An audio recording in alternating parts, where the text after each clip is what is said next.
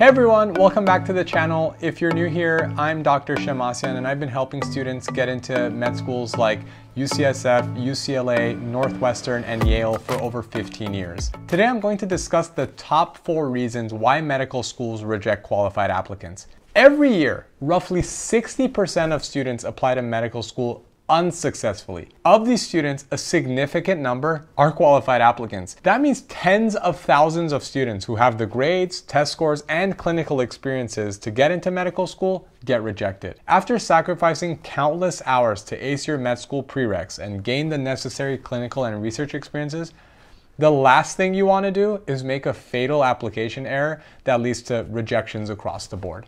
In this video, I'll list the 4 most common reasons why med schools reject qualified applicants and provide you with strategies you can use to make sure you don't end up having to reapply. Let's get into it. Number 1, applying to the wrong schools based on stats. I routinely observe students applying to medical schools that they have little to no chance of getting into based on their stats. Many schools state that they don't have GPA or MCAT cutoffs, citing a holistic approach to admissions, but this is misleading. Most medical schools list the average GPA and MCAT of accepted students. So the truth is, if your stats consistently fall below a medical school's expectations, your admissions odds will be quite low. For example, if your heart is set on applying to NYU Med School, but you have a 3.5 GPA and a 513 MCAT, your odds of admission are slim. Why waste your time completing applications for schools that you're highly unlikely to get into when you could focus on improving your applications for schools within your reach? Please note that my intention is not to discourage you. Instead, I want to encourage you to be realistic about your admissions odds based on your GPA and MCAT score. By applying strategically, you'll maximize your chances of getting into med school. Reason number 2.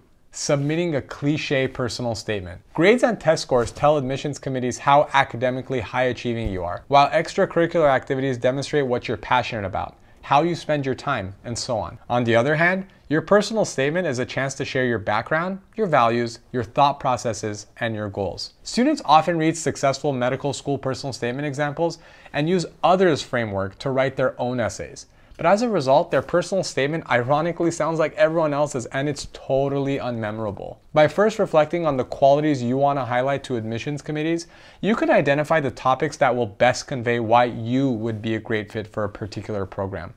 Reason number 3, submitting applications too late.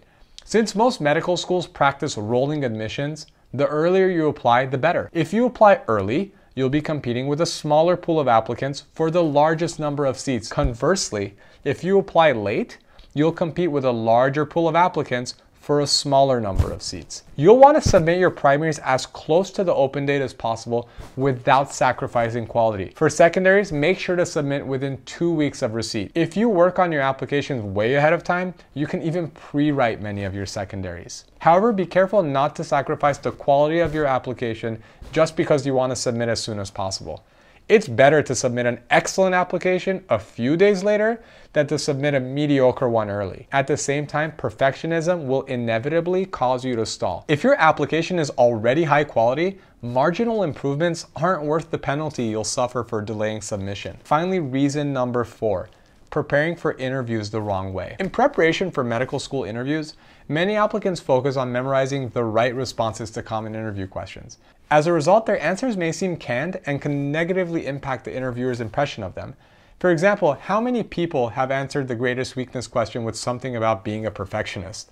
Focusing on sociability and delivery of responses is just as important as the content of your answers. Spend time doing mock interviews with people who are familiar with the process and get feedback on the content of your responses and the way you presented them. If your interviewer likes you as a person, they'll be far more likely to forgive minor flubs and recommend you for admission.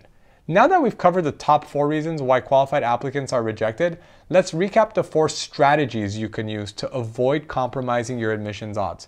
Number 1, apply to schools strategically based on your stats. Strategy 2, write a unique personal statement that highlights your best qualities. Number 3, apply as early as possible without sacrificing application quality. And finally, strategy number 4, prepare for interviews the right way. If you found this video helpful, hit the like button. And if you haven't subscribed yet, you can do that here so you don't miss out on new videos.